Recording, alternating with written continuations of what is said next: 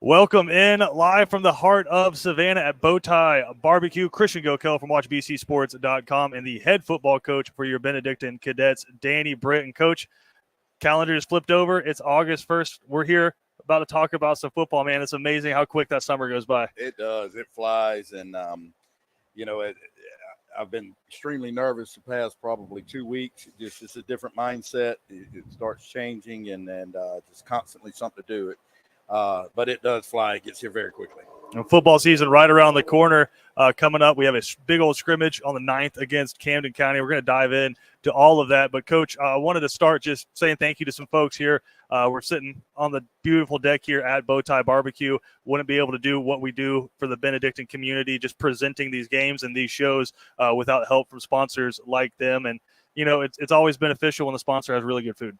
Yeah, incredible, and certainly appreciate everything they do. And I'd encourage everybody to get down here at noon on Thursdays and come, watch the show, listen a little bit, and get some really good food. The food's incredible. I eat here all the time. In fact, people get upset every time my wife comes and says, "Hey, you want to grab something after practice?" I'm like, "Well, let's go to BowTie." So it's incredible food for sure. Well, you can't beat barbecue because it's quick, right? Yeah. It's ready, and it always tastes good. And it's meat. So it's hard to beat that. But, Coach, another announcement here quickly that I'd like to make. Again, coming up this season, every Thursday at noon, you'll be able to see us here on BowTie Barbecue. We encourage you to come out and see us. But if you can't get out and see us at noon, you can always watch the show on the YouTube or at WatchBCSports.com.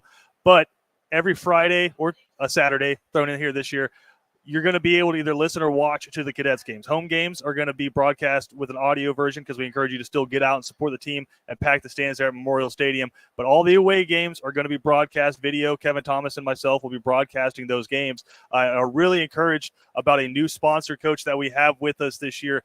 Ace Hardware has decided to hop on and support it. And so all of our games coming up this season will be built by Ace Hardware there in the heart of Savannah. And I know they got locations all the way out on the island, on the mainland, Coach. And it's again, built. You talked about setting the standard, built by Ace Hardware. I think it's got a nice ring to it. It does. It sounds great. And I love Ace Hardware. In fact, again, my family picks on me and is like, where are you at? I'm like, I just ran up to Ace. I just like to walk around, and it's a manly place, right? You get in the aisles there and you don't need anything, or you think you don't need anything, but all of a sudden you find yourself wondering you're in the plumbing section. And, it's just how ideas kind of come to you. It's very therapeutic to walk through the hallways there. Very much so. I love it. Again, really excited to be partnered up with Ace Hardware this year, built by Ace Hardware for all of these football games. And, Coach, football, man, it's right around the corner. Where are you guys at right now in terms of camps and getting ready for the season? Yeah, the old school camp is not happening anymore. It's right. Not a thing. School starts way too early, and of course they changed the rules as far as you can't have consecutive multiple practice days. But so we've tried to get those days in. Practice twice on Monday. Practice once on Tuesday. Tried to practice twice yesterday, or did practice, but we couldn't get outside in the second one because of lightning. But and then we have another practice here in an hour and a half. So. The guys have done really good.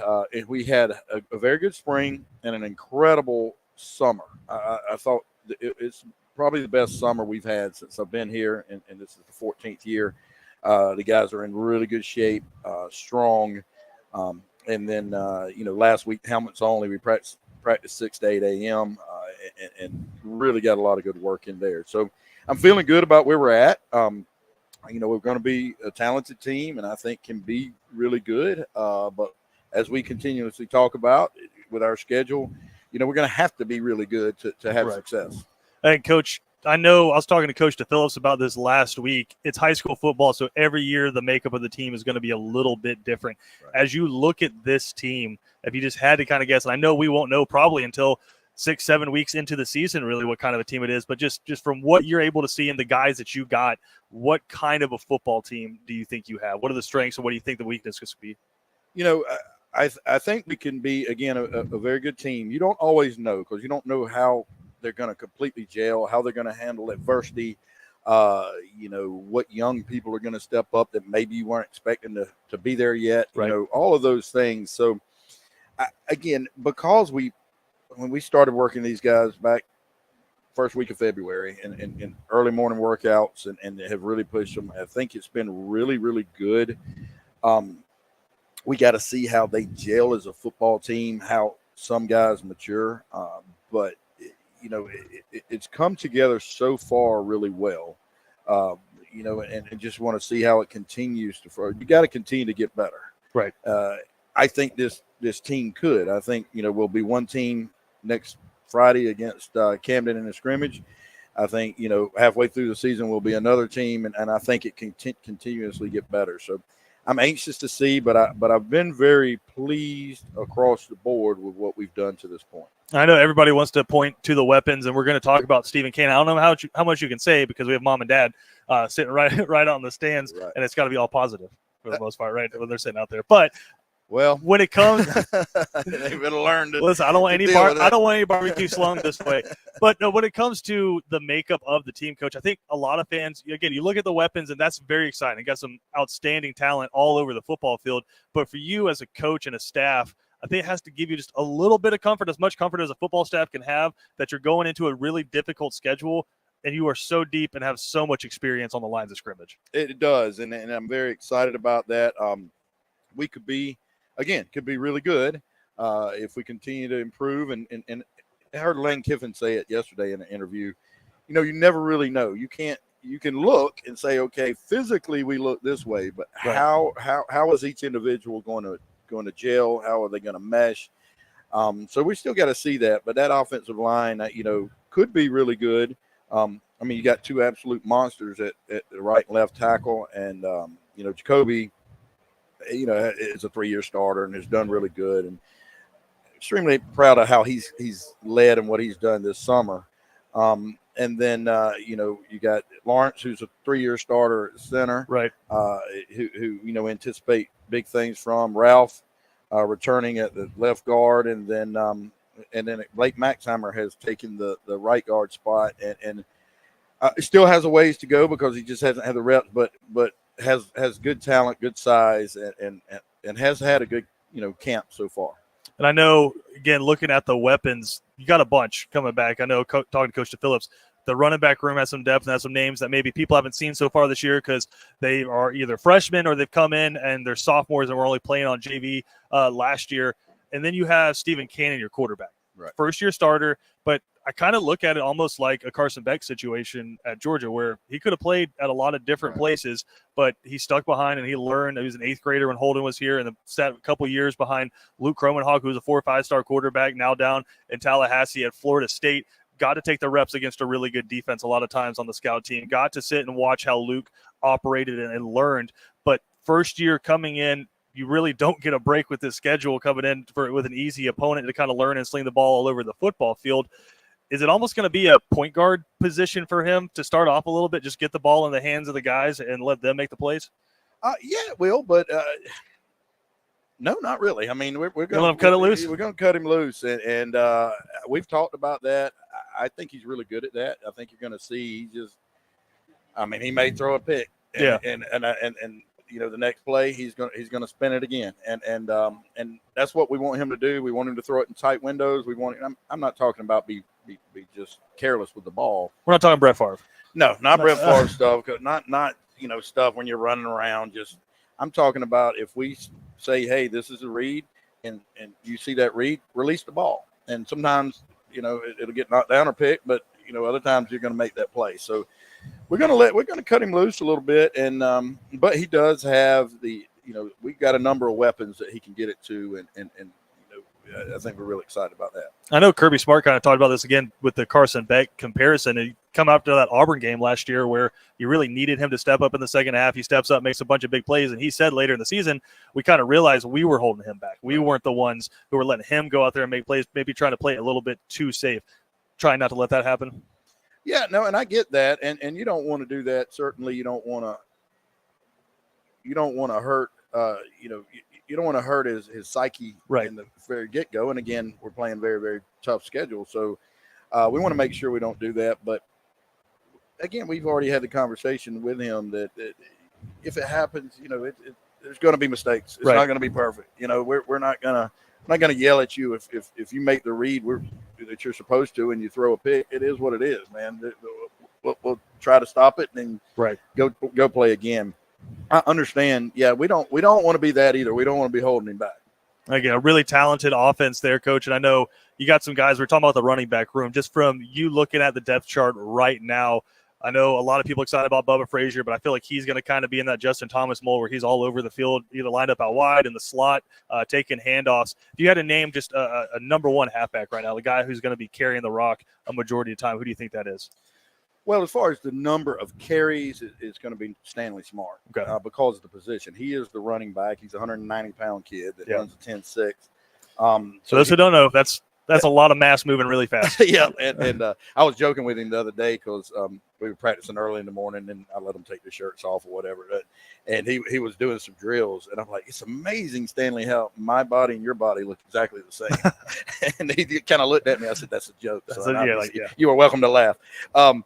He is ripped. I mean, you see 8 abs, but he's had really good all season, and so he will be carrying a good bit. Larson Little is going to touch the ball. He hasn't played a lot of offense. He's played, it seems like 10 years at linebacker, but it's only been 2. But he's going to carry some from that running back position. But yeah, you talk about other than that, who's going to touch it from the slot, from the wing back, the halfback, whatever you want. Who's getting on the buck sweep, Coach?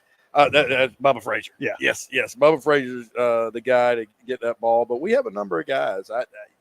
I'm not even sure. I just thought about that when you asked the question. I'm not even sure who's starting at those position on offense because they just been rotating in so much, and we have a legitimate 2 deep there.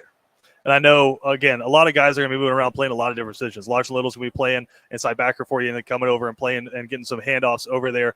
With a schedule like this where you play a national schedule and then you go into one of the toughest regions anywhere in the country, how much is that depth going to come into play and getting the ball and just taking some of the reps away and sharing the load as you go through that schedule so guys are fresh once you get into region play where, again, according to the way the rules are, those are the games that matter when it terms of playoff seeding. How's that going to look at the beginning of the season?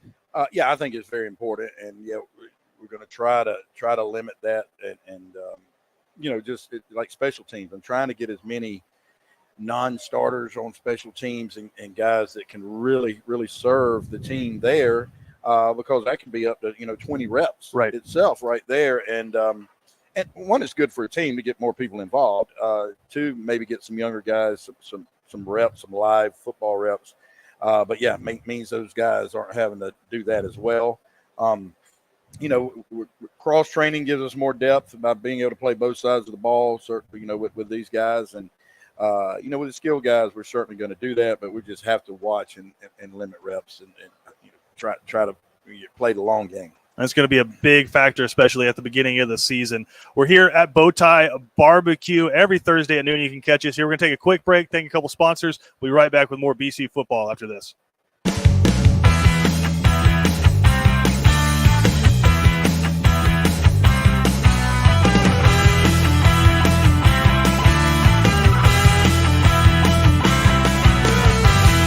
Christian, after a day of the hottest sports in town, sometimes you just gotta unwind. Yeah, Kevin, and the perfect place to do it, Cool Vibes Pizza and Wings. That's because Cool Vibes offers delicious pizza, wings, sandwiches, and salads, all with a Jamaican Caribbean island twist. And the atmosphere is 100% kicked back. No worries, man. Plus, they're the home of the Oxtail Pizza. Cool Vibes Pizza, 4501 Montgomery Street, Savannah. That's coolvibespizza.com. Cool with a K. Come on and unwind at Cool Vibes. Welcome back in. Christian Gokel alongside Danny Britt, head football coach for your Benedictine Cadets. And, Coach, we were talking a little bit just about depth and the offensive roster. I want to flip it over to the defensive side of the ball. Same kind of question there. What kind of a football team do you have on that defensive side of the ball? A lot of years you've had a really talented secondary that allowed you to do some creative stuff with that front seven. Some years you've had a really dominant defensive line that's allowed you to drop a bunch into coverage. Looking at the makeup of this team and the depth on the defensive side of the ball, where are you guys sitting right now? Yeah, I think, oddly from last year, it's kind of flipped, and we probably have the most depth in the secondary. We have a legitimate 2 deep there where everybody can play. It is across the board defensively. We were very quick. Right. Cam Cody on the D line obviously is a stud, and then third, as the Sam linebacker is can be a drop end or a rush guy. Really, really talented, big, very good football players. And then, Paul Thompson is the seniors coming in, LJ Cooper coming in, getting some opportunities. We lost one of the starters from last year, decided to go to another school. But, I think we can have good depth there and quickness. Number of, guys at linebacker that again, I think ability to move is the key part. Larson Little's back again for his third year here starting. And then, Isaiah Jones is going to be the buck, which is kind of hybrid outside linebacker, defensive back type. And he's young. He's a sophomore, but extremely talented, can really, really run. Right. So excited about what he's going to do. And there's going to be mistakes. We know that. But we have to, live with it, get better from it, and move on. But in the secondary, it can be really, really talented guys. I think, certainly the four starters are JoJo Sutton, Zach Maxwell, who's on his third year starting, Mekhi Williams, who's on his second year starting and actually played a ton as a freshman, and Wyatt Estabrook at the free safety spot. All of them are college football players. There you go. That can really play at the next level. So excited for them. And then we can, of course, rotate in other guys off the offensive side, Bubba Frazier being one of them. And I know, again, we get stuck kind of on schemes. Like, okay, they're a 3-4 team or they're a 4-3 team. They're going to run bear front. Like, we get stuck on that. But you kind of have to change it year to year based off of the players that you have, right? And when you look at this team, you mentioned very quick, but maybe not quite the size that a lot of other teams that you're going to play kind of have. When you're scheming up a defense, I know stopping the run's a number one priority, and you have smaller but faster guys. How does that kind of change your approach?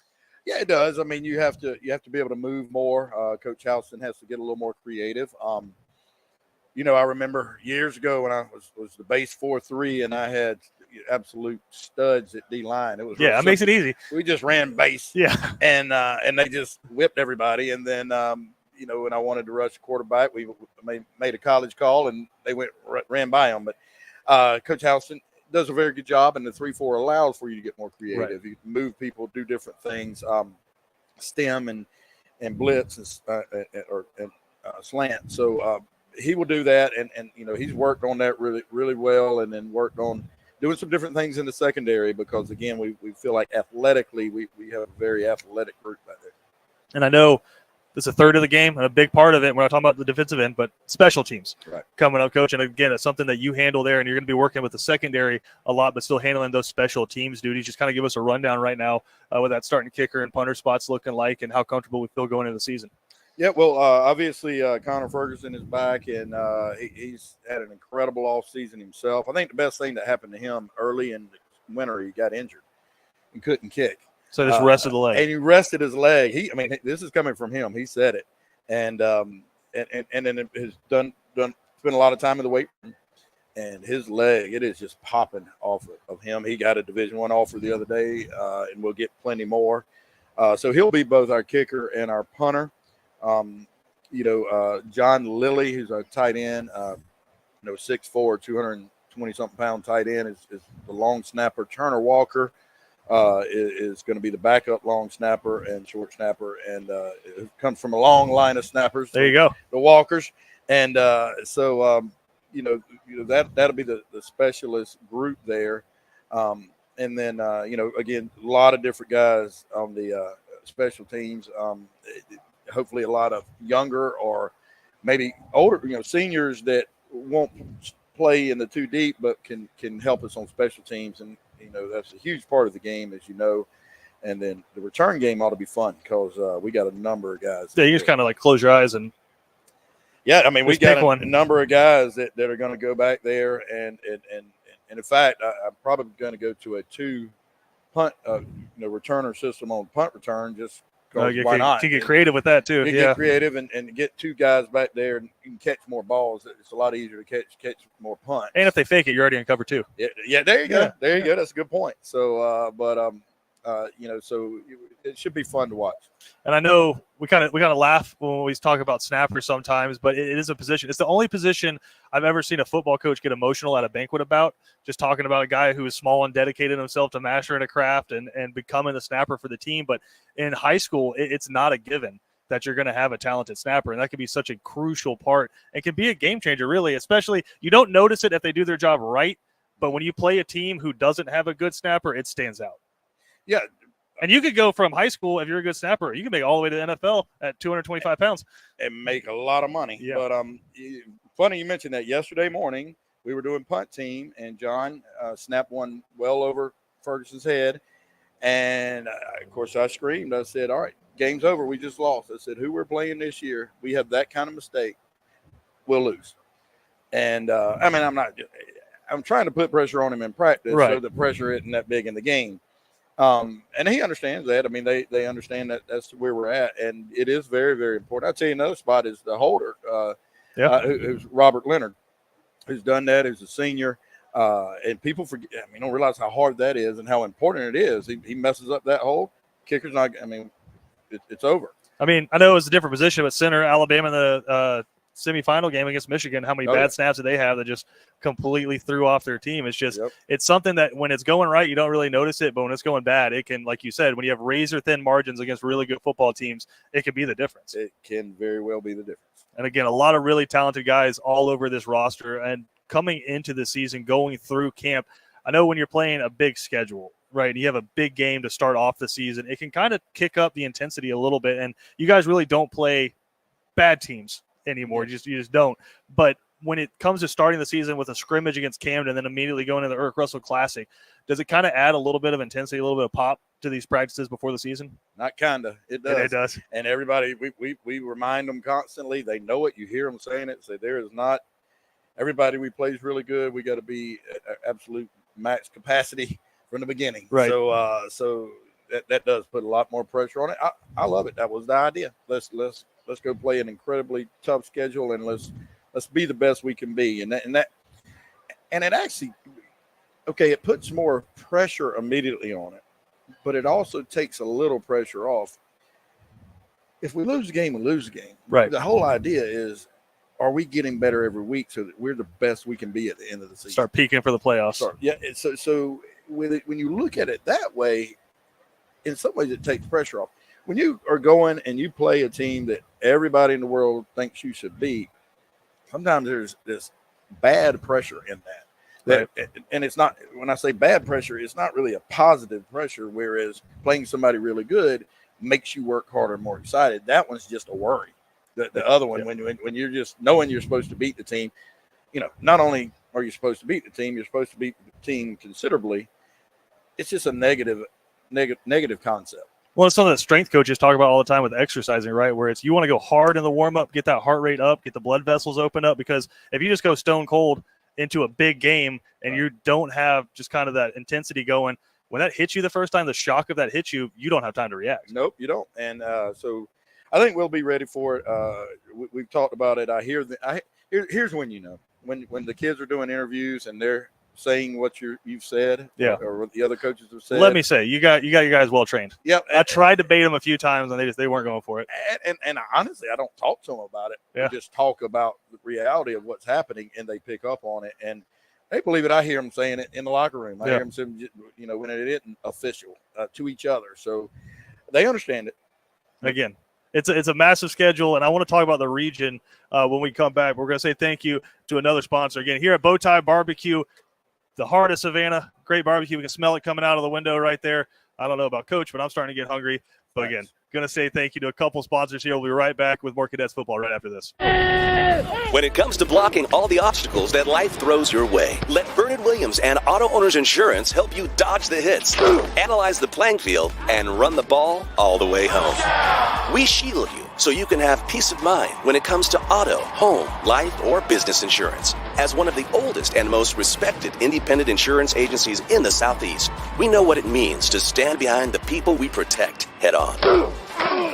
We also know that every play needs a plan. And if you're running with the best of them, you need the experience of a company that's been around since 1934. Vernon Bernard Williams and Auto Owners Insurance proudly support our players and coaches because we know what it takes to build a winning team that you can count on when the game gets rough. Bernard Williams Insurance and Financial Services. Trust in the power of the Shield since 1934. For more information, go to thepoweroftheshield.com. Christian Gokel alongside Coach Danny Britt. And, Coach, we were talking during the break there. I know you said Steven has to get through some of the bumps early in the season and get through the smooth sailing. Sounds like it's already kind of happened to him a little bit here in the offseason. You told me he got picked off by somebody near and dear to him. Yeah, his little brother Tate, who's a stud, was at our youth camp, and the older guys wanted him to be, with the 7th and 8th graders. He's not there. I don't know what grade he's in. Yeah. But he's younger than that, and he went out, and Steven was all-time quarterback out there, and Tate picked him off and picked 6 and high-stepped it into the end zone. So I think he's got an unfair advantage, though, because he's probably seen his brother's eyes and read him a bunch in the backyard. So I think that's a little unfair advantage. Yeah, I'm sure he understood what was about to happen, but yeah, that's pretty cool. He understands the body language. But, Coach, it seems like every year in the GHSA, these regions keep changing. I know the elimination of 7A has just created some absolute monstrosities of regions and created a lot of travel situations for a lot of teams. But just looking at the new region that you guys will face, we talked about peaking at the end of the season, peaking for the playoffs. Got to get to the playoffs first, and there's going to be some really good teams from this region who don't make it through. Just you've had a few months to kind of sit and chew on it now and just look at this region. I know as a competitor, it's got to be exciting, but as a football coach, I mean, that's no weeks off right there. It is no weeks. That's SEC West 2010 kind of stuff. I'm telling you, 0 weeks off, and every game. Here's the thing.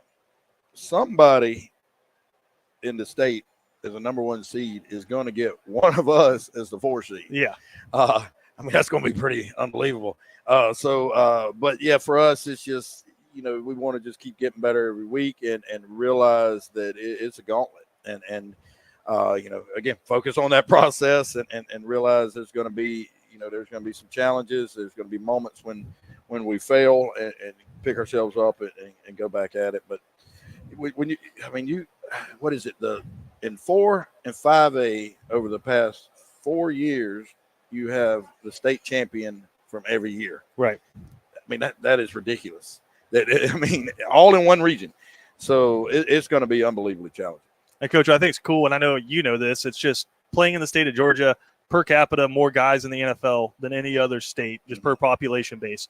And the teams that you guys play, you get picked off by Malachi Starks in the playoffs, right, and all of a sudden he's going to be a first-round pick this year. But just every single year, you're going to play a few guys that are going to be in the NFL. And now with the consolidation of talent, this is just going to be an elite year for talent. It's kind of like a recruiter's dream. You just go to all these games in this region, you're going to have a bunch of Division I football players. Without a doubt. Yeah, you could just stay in our region, and you got a bunch of dudes for sure that are in great programs too, that are solid programs with solid coaches and that have the weightlifting program and everything in place, so they'll understand how to play at the next level. And when's the indoor facility getting built at BC?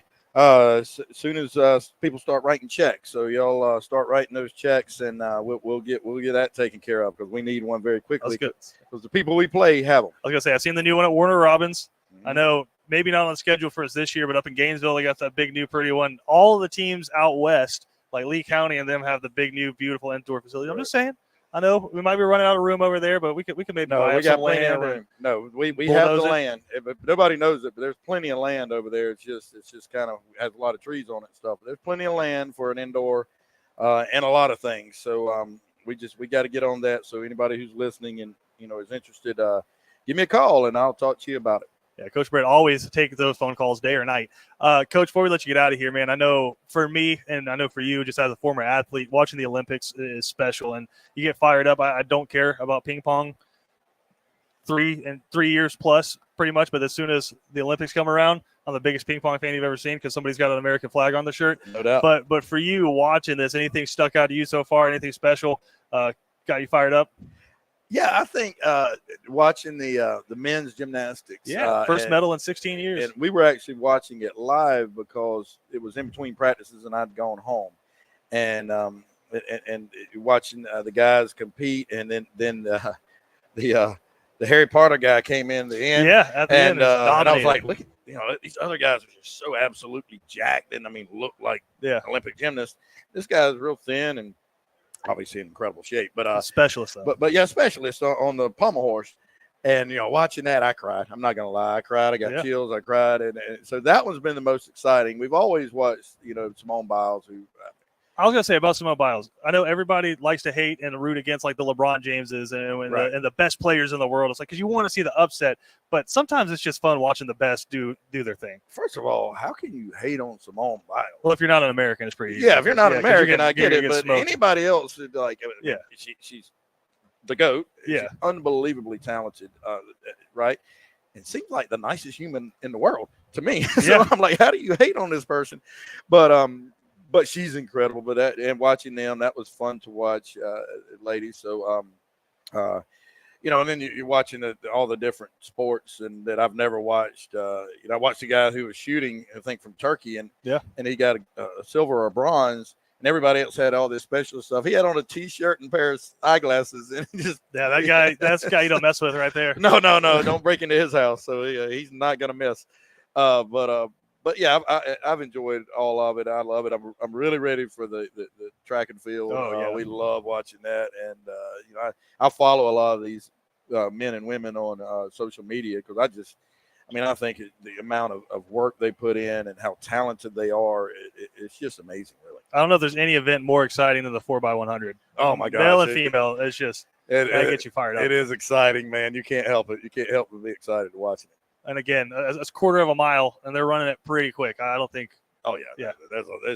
Again, you give us a minute head start, we're still not finishing before that. I love the I see it on social media all the time. It said I think every because you hear people like just like, oh well, this guy's horrible. Shut up, man. No, they're not. You should have a normal person have to go do every event first and go, okay, this is what a normal human looks like. Now watch these people. It's kind of what I always say to guys in the stands and I'm not going to say names, and you know who you are if you're listening, but it's the guys in the stands that critique the players on the field, right? And they're just coaching from the 50-yard line about 20 rows up. I encourage everyone, if you get the opportunity, I don't care if it's 1A in the state of Georgia or 6A in the state of Georgia, you can stand on the sideline and watch those dudes play and see how hard they hit each other. Yeah. You would have zero critiques going forward. No doubt. I mean, if it had to get real, and that's life, right? If things get real, you see who is real. You do that and you realize how unbelievable these kids are and how hard they're playing and how hard they're pushing themselves. And certainly us old guys just really – got to realize, no, we can't do it anymore. No, I'd evaporate into dust. I know. Heck, I'm sore from coaching, and all I'm doing is walking around. Well, the best thing I ever heard was my coach said it to some parents. He said, remember the last time that you just fell down. You slipped in your house and fell down. It's like you're probably sore for about a week wherever you landed. Those guys do it 1,000 times a day. Every day, all day. They're running into each other at unbelievable pace. And here's the other thing.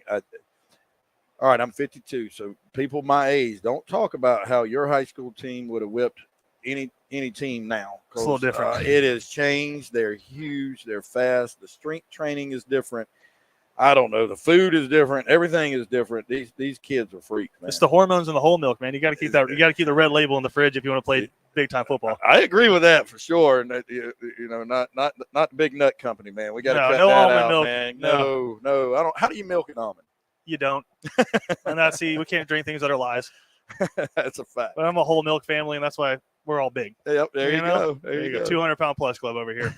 All right, Coach. We got a big season coming up, a lot of really big football games, and I'm excited because we get to be here every Thursday at noon to talk about it, man. Excited for the season and just excited to have the Cadets fans along with the ride. Yeah, appreciate it, Christian. Thank you so much. We'll as of next week, we scrimmage Camden. We'll have the Abel's Eye on and more scouting report for you. We'll get a little more specialized on who we're playing and that sort of thing, but very excited about everything we're doing here. And we need to see BowTie barbecue packed out. Yeah, everybody come out. Incredible food. And I get it. We didn't really advertise that. Yeah, that's the first one. It's a trial run. It's kind of trial run here, but every Thursday come out, support BowTie, support the Cadets, and come see what's going on. Well, Coach, we appreciate it, man. We'll catch up with you next Thursday. Thank you, Chris.